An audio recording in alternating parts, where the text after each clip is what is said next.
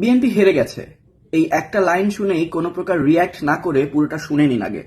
BNP বলতে কিন্তু আমি দলের ওপর মহলকে বোঝাচ্ছি না, একটা দলের প্রাণশক্তি তথা কর্মীদের কথা বলছি।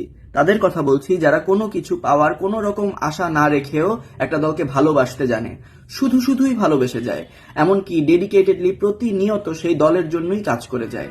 হাসিনার আমলে কোনো বিয়ে বাড়িতে বিয়ে খেতে গেলে দেখতাম কনভেনশন হলের এসিতে বসে কাচ্চির সাথে রোস্ট খাওয়া মানুষটি থাকতো লীগের চাটা, আর গ্যারেজের অসহনীয় গরমে টোকেন জমা দিয়ে এক বক্স শুকনো তেহরি নেওয়া মানুষটি থাকতো সবসময় বিএনপির সাপোর্টার।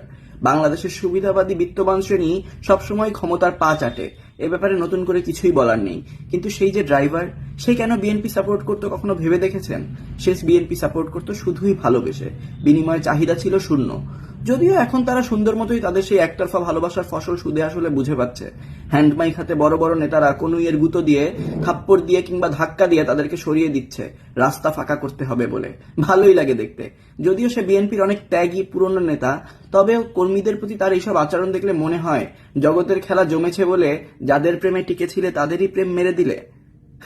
খুব খারাপ লাগে দেখতে যখন বিএনপির অসংখ্য কর্মীরা কাঁদতে কাঁদতে ভিডিও বানায় আর বলে, আমরা তো ক্ষমতায় থাকলেও মাইর খাই, না থাকলেও মাইর খাই। তারেক রহমান কি দেখে না এগুলা?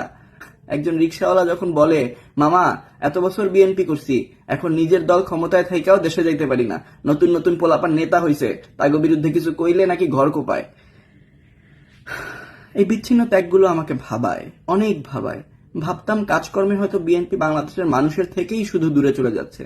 এখন মনে হয় এভাবে চলতে থাকলে বিএনপি হয়তো বিএনপি থেকেও বেশ খানিকটা দূরে চলে যাবে খুব অল্প সময়ের মধ্যে।